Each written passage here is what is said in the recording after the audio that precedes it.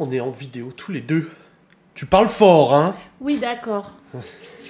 Bonjour, bienvenue à tous dans cette vidéo récap 2024. Laura m'a dit il y a quelques jours, faudrait qu'on fasse une vidéo récap 2024. Oui. Et on fera aussi une vidéo probablement prévision 2025. Et t'as dit ce matin, survivre. Ça serait déjà bien. Oui. Je vous ai demandé, Laura m'a dit ça serait bien de demander aux gens du coup de poser des questions et tout, comme ça au moins ça guide un petit peu la vidéo et tout, forcément. Et vous avez été quand même nombreuses et nombreux à poser vos petites questions. Et on va répondre chacun notre tour. Ouais. Je prends depuis la fin, ok? C'est parti. Alors il y a des gens qui n'ont pas compris qu'on dit projet 2025. Bah non, du coup non, on parle de 2024 là. Voilà. Pas de questions, vous êtes un couple en or. Bon, je sais pas si on est un couple en or, mais merci, c'est gentil. En diamant. Donc du coup, vraie question cette fois-ci. C'était chacun notre tour, mais c'est pas grave. Ouais, mais là, c'était pas une vraie question. Là, le carnet gourmand, je crois, l'évolution de l'entreprise traiteur est-il à la hauteur de ce que vous aviez espéré? Moi, je pense que oui. Bah, dis déjà toi. Alors, quand on a ouvert l'entreprise en juin, j'avais dit qu'on ferait le point progressivement, etc. Et j'avais dit d'ici la fin de l'année, ça serait bien que ça dégage quand même un... peut-être pas un SMIC, mais que ça dégage quand même un bon revenu et tout ça. On y est aujourd'hui, on est en fin d'année et tout ça, ça fait 6 mois que l'entreprise est lancée. Et moi, en tout cas, au niveau des chiffres, je suis plutôt satisfait. Faut quand même comprendre qu'une entreprise qui se lance, c'est quand même assez rare. Toi, tu le sais, parce que tu as passé une formation où tu as discuté avec d'autres entrepreneurs et restaurateurs. C'est compliqué. C'est compliqué les premiers mois, voire les premières années, de générer un bénéfice et tout ça. Bon, nous, on a l'avantage aussi, et c'est le but de notre entreprise, c'est qu'on essaie de minimiser les coûts et les charges le plus possible. Déjà, on n'a pas de local, on n'a pas de trucs à l'extérieur, etc. Donc, on n'a pas autant de charges que certaines personnes. Mais moi, je trouve que on peut être plutôt bien. C'est-à-dire qu'on n'a pas un bilan où on se dit ouais, 2025, à mon avis, ça va pas le faire. On est plus sur 2025, il y a moyen que ça le fasse, vraiment. Oui, si ça continue comme c'est là, voilà. Je pense que oui, on va faire une très bonne année 2025. Ouais. On est sur une courbe évolutive, on n'est pas non plus sur une courbe exponentielle, on n'explose pas les compteurs et tout. Mais là, en tout cas, en décembre, après il y a les fêtes et tout, même si en fait, on n'a pas eu trop de commandes pour les fêtes en soi. C'est pas ce qui est... Les grosses commandes... Entre-deux, en fait. Ouais, il y a eu des anniversaires. C'est ça, les grosses commandes qui ont fait vraiment ce beau chiffre en décembre, c'est surtout des anniversaires, des trucs comme ça et tout. Et c'est vrai que, comme je disais, notre perception aussi, la clientèle change, c'est qu'au début, on avait une box de 2, une box de 4, on était content, machin. Et aujourd'hui, on vise plus les gros événements. Oui. On vise plus les grosses commandes, plus de 10 personnes, etc. Où là, ça devient vraiment vachement plus intéressant. Alors, c'est bien de vendre des petites box par-ci par-là, attention. Mais je pense que s'il y a une augmentation il doit y avoir une augmentation en 2025, ça serait ça. Donc 2024, positif. Oui. Très content, pas de regrets. Non. On est content. Êtes-vous heureux? C'est étrange comme question. C'est qui demande? C'est Adéline Allo. Alors, êtes-vous heureux? Bah oui, on est heureux. Ouais. Après, heureux, c'est... Qu'est-ce que veut dire heureux? C'est assez subjectif. Ouais. Mais oui, je veux dire, on est en bonne santé. Les enfants vont bien. Oui. La maison va bien. Nous allons bien. Comme je l'ai dit, quand on a cherché le sèche-linge... oui, il y a des gens qui ont remarqué ce que tu as dit. Financièrement, je veux dire, on n'est pas à plaindre. Après, on n'est pas riche, on n'est pas je ne sais quoi. Mais je veux dire, on arrive à subvenir à nos besoins. On arrive à changer, comme là, le sèche-linge, s'il faut changer le sèche-linge. La télé. Et je pense qu'on peut déjà se réjouir de ça. Ouais. Donc oui, c'est... Il y a une nana qui a commenté le vlog en disant « J'adore la philosophie de Laura. C'est que oui, ça fait chier pour le sèche-linge, mais au moins vous pouvez en racheter un. » Bah oui, parce que je veux dire, c'est vrai que souvent, on a tendance à se plaindre financièrement, ou voilà, comme tout le monde, c'est normal. Mais je me dis que quand tu vois des fois autour de toi comment certains galèrent, tu relativises. Il faut quand même être reconnaissant de se dire, oui, c'est sûr que nous, on a peut-être beaucoup de charges, en plus avec l'entreprise et tout ça. Oui, on a des charges. Oui, on a beaucoup de choses à rembourser, ou à rembourser. Je veux dire, on a des charges, voilà, ça fait partie des charges. Donc oui, c'est sûr que c'est chiant, mais je me dis que voilà, on arrive quand même à vivre bien. Après, c'est sûr qu'on fait pas des folies, on part pas en vacances 2 fois par an. Enfin voilà, on va pas faire un shopping illimité tous les mois. Tout ça, mais moi ça me dérange pas et c'est pas pour se priver, c'est juste qu'on n'est pas comme ça. Voilà, on n'est pas Dans la dépense extravagante. Ouais, voilà. Ouais, dans l'opulence. Après, comme hier, on parlait, parce qu'on a été dans un magasin téléphone et tout ça, et j'ai vu un téléphone. Et c'est vrai que j'ai dit, j'aurais bien voulu le changer, mon téléphone. Et après, j'ai regardé et tout, et j'ai dit, bon, ça fait quand même un peu chéro. Et après, je te l'ai dit le soir. Oui. Je t'ai dit, en fait, j'en aurais envie, parce que c'est sûr, c'est un beau téléphone, il est nouveau, il est du coup plus récent que le mien et tout ça. Donc oui, j'aurais envie. Mais je me raisonne en me disant, oui, mais bon, le tien, il n'est pas en panne, le tien, il va bien, c'est quand même une somme d'argent, donc pourquoi dépenser, en fait ? Ouais. Et du coup, je pense que c'est parce qu'on raisonne comme ça qu'on y arrive aussi. Ouais. Parce qu'au lieu de tout de suite remplacer, racheter neuf à des prix exorbitants, voilà, on fait attention, on se demande si on en a vraiment besoin, et puis voilà. C'est comme je dis, mon disque dur dans le PC. Ça fait 6 mois que je disais qu'il fallait que je le change. Et j'ai attendu 6 mois, jusqu'au dernier moment où vraiment c'était plus possible. Mais après, voilà, là on s'éparpille, mais tout ça pour dire que moi je pense être heureuse, oui. Après, comme je dis toujours, le bonheur est relatif, c'est juste une question de perception. Il suffit de percevoir les choses qui nous rendent heureux pour se dire qu'on est heureux. Ouais, mais du coup, il faut que tu répondes à la question. Ah oui, moi je suis heureux. Bah oui, j'ai toujours dit, moi. Alors, question suivante. Là, du coup, c'est sur 2025, donc je la garde pour 2025. Vanou67, la plus belle chose qui est arrivée cette année. Alors, la plus belle chose qui est arrivée cette année, c'est la globalité de cette année, qu'on a réussi à passer cette année. Non, mais c'est vrai. La plus belle chose. Mais il y a tellement de choses. Ouais, c'est un peu les petits anniversaires, les petits machins et tout oui. ça, Miguel Anto qui sont venus, les rigolades, les soirées... c'est pour ça que c'est difficile de dire la plus belle chose, parce qu'il y a eu plein de petites belles choses. Et toutes différentes les unes des autres, en fait. Après, chaque anniversaire des enfants, chaque repas qu'on a fait... événements. Voilà, quand on a vu nos amis... tout ça, oui, forcément, c'est des belles choses. Mais la plus belle chose... Ouais, mais je pense que c'est pas quantifiable. Oui, c'est pas quantifiable parce que je dirais c'est chaque truc est différent. Je dirais du coup, s'il faut dire une chose, c'est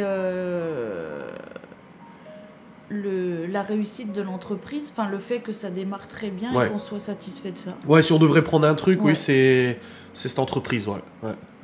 Bon, voilà. C'est compliqué quand même, hein. Oui, c'est compliqué. Tiens, encore Vanou. Alors, Vanou qui demande encore, donc un regret. Pour 2024. Faut pas vivre avec des regrets. Un regret. Si. Non.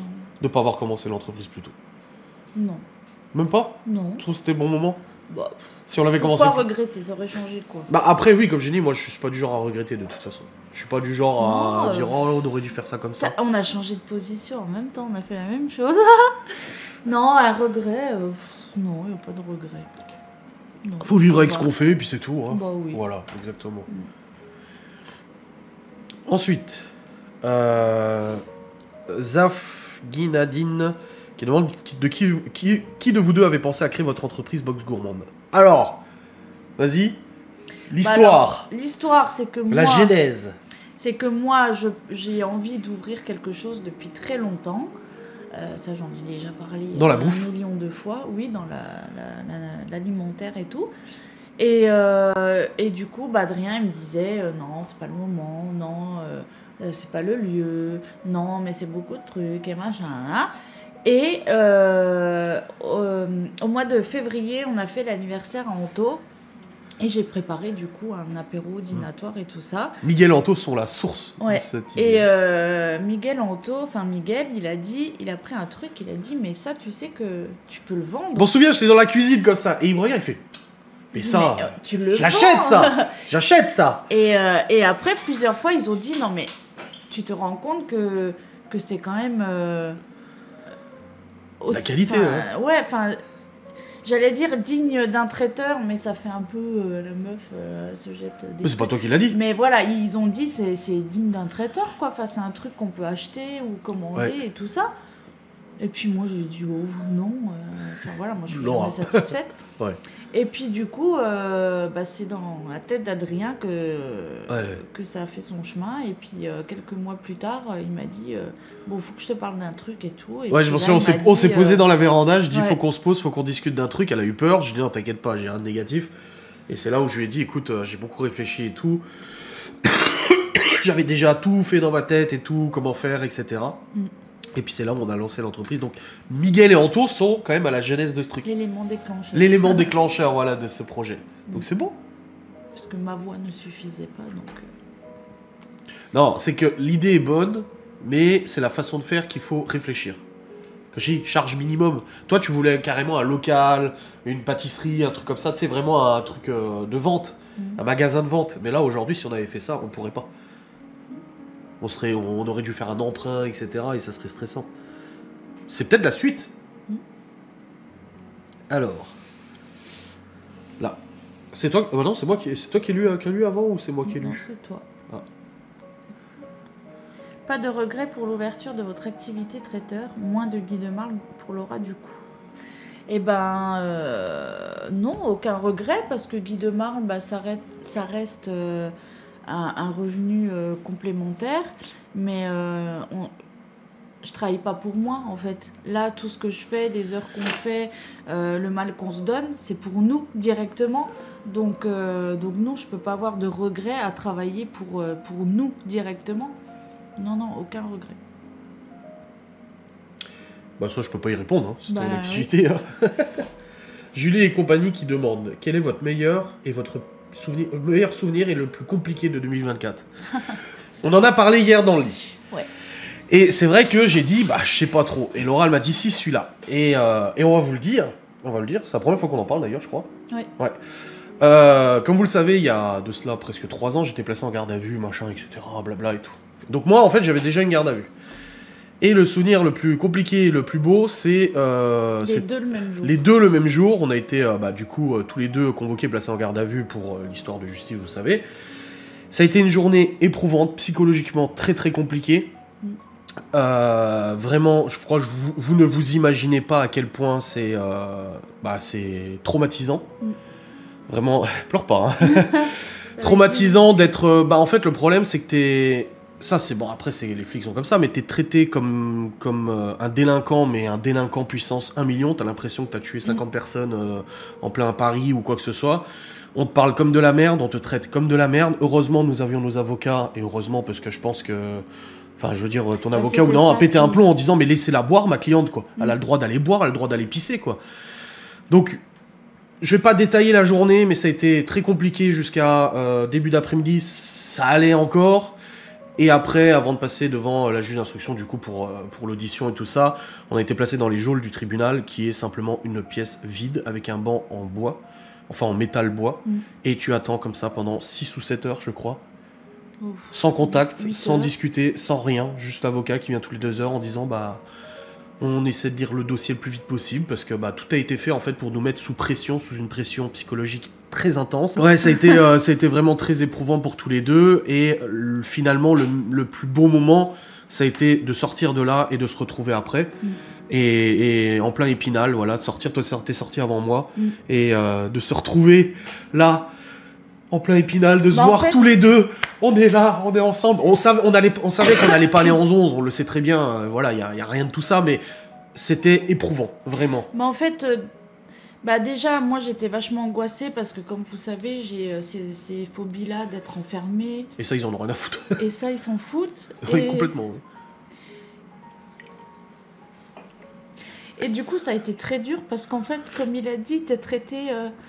comme le plus grand délinquant qui existe. Et on te dit des choses, mais horribles.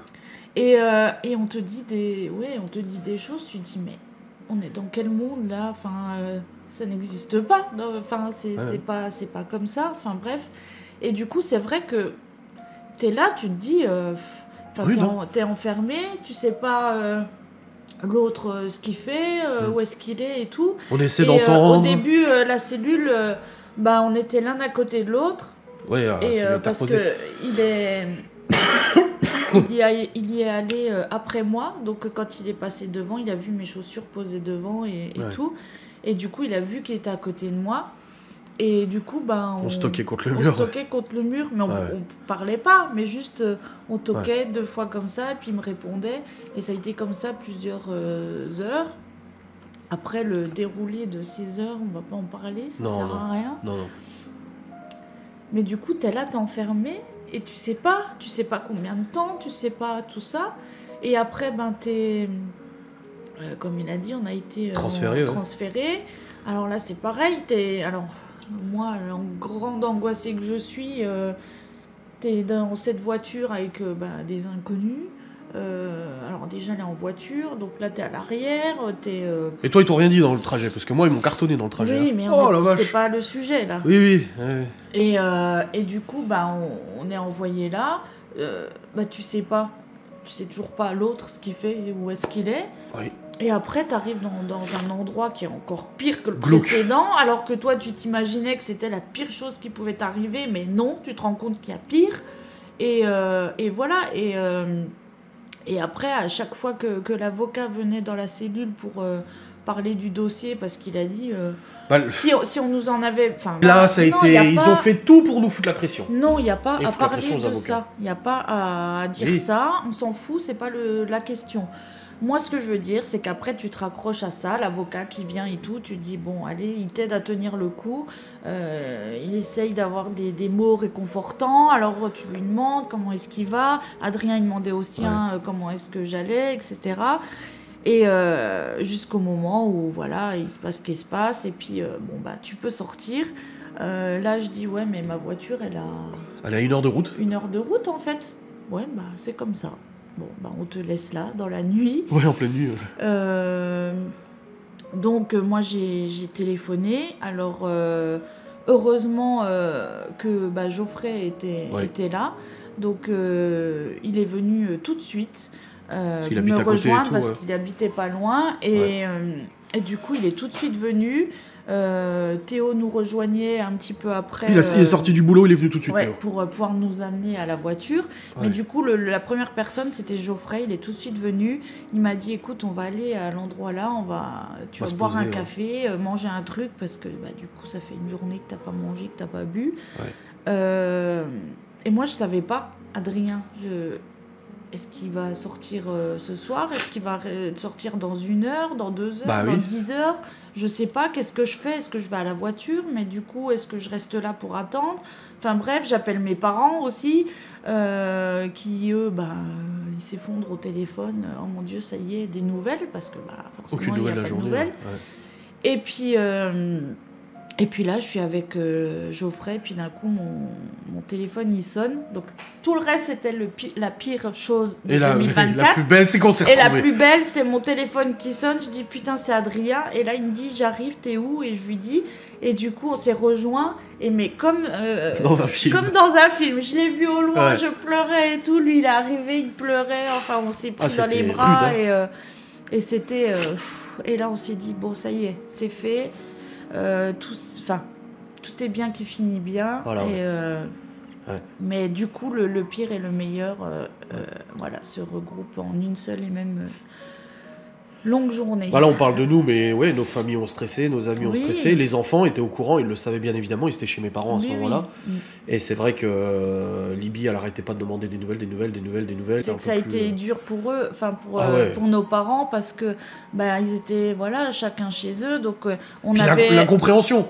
En fait, on avait donné les coordonnées. De nos avocats, alors, on avait donné les coordonnées des avocats à nos parents respectifs. Ouais. On avait aussi échangé leurs numéros pour qu'ils puissent se contacter parce qu'on savait pas quand ça allait finir.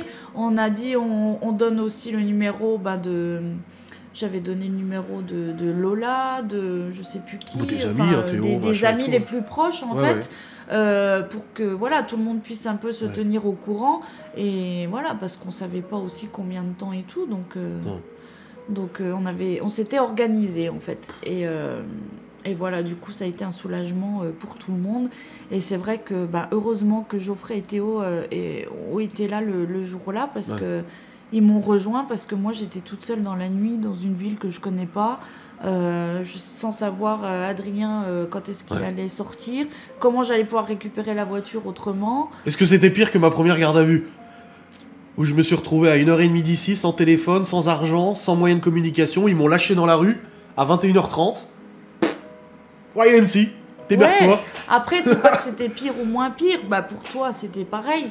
Ouais. Mais d'un côté, tu sais que t'as l'autre qui est à la maison, Oui, avec voilà, les enfants, oui, avec les chiens et tout ça, Ouais. qui peut donner des rien. nouvelles ou quoi. Mais là, tu te dis, on est tous les deux là, quoi. Ouais, Enfin, les chiens, ils sont à la maison. La maison, bah, du coup, il y a personne là-bas. Qu'est-ce qui se passe? Qu'est-ce qu'on fait? Enfin, voilà. Donc voilà, pire et meilleur souvenir Ouais. de 2024. Hein. Une seule et même journée. Oui.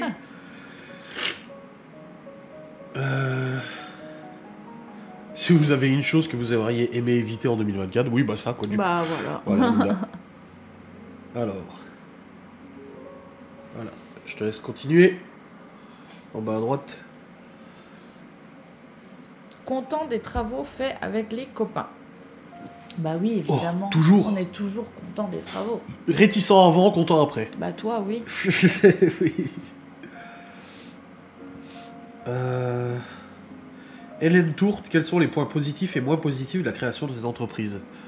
Bah, le moins positif, c'est le stress. En fait, comme je l'ai déjà dit, le stress d'être entrepreneur comme ça, c'est que tous les mois, tu repars à zéro et tu sais pas de quoi il va être fait ton mois. Et alors que quand tu travailles à l'extérieur, comme je l'ai fait, bah, tu fais tes heures. Tu sais qu'à la fin du mois, tu as ton salaire, en fait. Et ça change pas, c'est comme ça, c'est ton salaire. Tu sais que tu l'auras. Et quand tu es entrepreneur, ben ça, tu sais pas. Donc, tu commences le mois à zéro. Et chaque semaine, tu dis, ouf, c'est bon, on a fait ça, voilà. on a déjà ça. Ouais. Moi, la semaine d'après, c'est bon. Tu dis, le soulagement sera là quand on aura des carnets de commandes à l'avance. Ouais. Là, on commence à avoir des commandes à l'avance. On commence, oui, à avoir un mois d'avance, on va dire. Donc, Ouais. c'est vrai qu'on a déjà plus un œil sur, Voilà. par exemple, bah, là, janvier, on sait qu'on a déjà ça et ça. On se dit, ouf, c'est déjà bien, quoi. Ouais. Et ouais, c'est compliqué. Et positif, bah tout le reste. Hein. Bah oui. Comme j'ai dit avant, le fait de travailler pour nous, de se dire que c'est nous qui le faisons, on est quand même fiers de se dire que bah voilà, les gens, quand ils nous rapportent que c'était super bien, qu'ils sont super contents, on se dit purée, c'est nous qui l'avons fait, oui, quoi. C'est ça. Souvent, on se dit, et là, à ce moment-là, ils sont en train de manger. Là, quand on a fait les 600 bouchées, toute la sauce, ils sont en train de les bouffer, ils sont en train de bouffer, ils sont en train de bouffer. Nous-mêmes, quand on est allé à des événements, on mange et on se dit, ah, c'est bon. On des critiques aussi, vache, nous. Bien Voilà. et tout. Et on se dit, là, les gens, ils font pareil avec nous, en fait. Et, c'est cool. Ça, c'est le retour client. Là, aujourd'hui, ça va mieux, mais c'était très stressant au bout d'un moment. Ouais. Là, il y a des fois, on leur dit, n'hésitez pas à nous faire un retour. Il y a des gens qui nous font jamais de retour. Oui. Et pourtant, ils recommandent. Bah, oui. Donc, bon, on se dit, ça va, quoi. Et du coup, bah, Soledry qui demande des anecdotes. Non, on n'a pas de tour d'anecdotes sur le Libox. Non. Ça roule, quoi. Bah, oui. Alors, ça c'est 2025. Le plus gros fou rire 2024, même Real Life. Bon, gros fou rire. Gros fou rire, je sais pas. On a des oui, rires, on a des des fous fous rires. Mais alors, le plus gros, et puis savoir le pourquoi du comment, moi je me rappelle plus. Non, je sais pas du tout. Tiens, là, même Real Life. The best série de 2024. En 2024, on enlève Outlander. Ah, on enlève Outlander. Ouais. En 2024, on a regardé quoi? On a regardé la Dark, on a regardé Big Bang Theory, on a regardé Psych. Ouais, tu vas dire Psych. Ouais, Psych. Elle était trop bien cette série. Ouais, franchement. C'est ton frère qui nous l'avait conseillé. Ouais. Hein. Alors. Une phrase, Céline LDL, une phrase qui pourrait décrire une leçon de cette année 2024. Tout vient à point à qui sait attendre. Ah ouais? Ouais. Ouais, ok. Apprise cette année, par exemple, elle dit. De quoi? Une phrase, une leçon apprise, tout vient à point à qui sait attendre. Ouais, c'est pas mal. C'est pas mal. Là, c'est une question, j'ai dit, on savait pas trop si on répondait ou pas, mais on va y répondre rapidement. C'est Céline21 qui dit, qu'en est-il avec la justice? Alors, les médias en parlent, les autres en parlent. On en est que, bah, y a rien. On le dit clairement, je l'ai déjà dit en vlog pour ceux qui regardent mes vlogs et tout ça. Aujourd'hui, j'ai eu mon avocat encore cette semaine au téléphone la semaine dernière, y a rien. L'enquête est loin d'être finie. Nous, on a beaucoup de choses à demander, des actes à demander. Nous-mêmes, on demande de faire des enquêtes et tout ça. On n'y est absolument pas à la fin. Nous, on attend. Et puis voilà, quoi.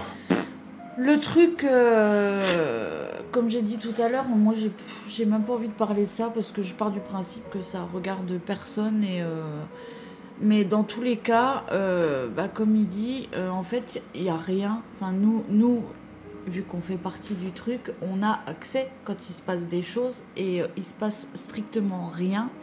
La seule chose que j'ai à dire, c'est apparemment les haineuses ont l'air plus informées. Ont l'air plus informées. Alors je ne sais pas par quel miracle, parce que nous-mêmes ayant les informations, vu qu'on fait partie du dossier, tu vois. Donc moi c'est ça qui m'énerve. En fait, si les choses suivaient son cours, voilà, comme là, mais que personne ne l'ouvrait, tout se passerait très bien. Enfin, je veux dire, il se passe rien. Donc, mais moi, ce qui m'énerve, c'est que, voilà, c'est Nana qui il y a de la narration faite derrière, qui ouvre leur la bouche story time, sans arrêt pour tout et n'importe quoi, qui pensent avoir des informations ou qui font croire qu'elles ont des informations. Moi, c'est ça qui m'exaspère, parce que personne ne pourrait avoir d'autres informations que nous n'avons pas, étant donné qu'on est au centre de la chose. Dossier, donc c'est ça, moi, qui m'exaspère, c'est de me dire, mais pourquoi, en fait, pourquoi les gens se mêlent de ces choses-là? Et c'est pour ça que si c'était de moi, je ne vois même aucun intérêt à en parler, parce que moi, c'est des choses...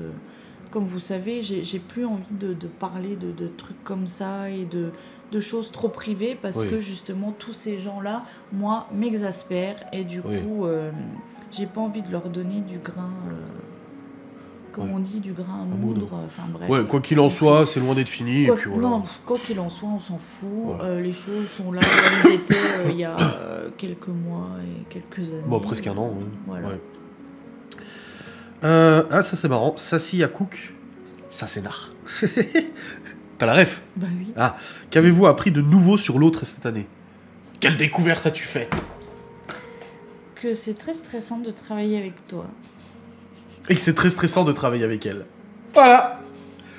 Fin de la vidéo. Ça c'est vrai, hein. C'est pas facile de composer, à travailler ensemble et tout, mais oui. Je pense qu'on a tous les deux, on se stresse mutuellement tous les deux. Ouais. Mais après c'est comme ça. Mais pourquoi je stresse, moi? Parce que t'es trop lente, t'es trop... tout cool, machin... Mais pas lente dans l'exécution des tâches, mais t'es baba cool. Moi je suis hyper actif, et c'est vrai que c'est stressant. Oui, mais comme j'ai déjà... Et toi t'es trop... oh, ça va, et tout, moi je suis là. Oui, mais comme j'ai déjà expliqué, moi je suis comme ça parce que dans ma tête c'est organisé comme ça. Oui. Je veux dire, courir dans tous les sens sans être organisé, et du coup t'éparpiller et...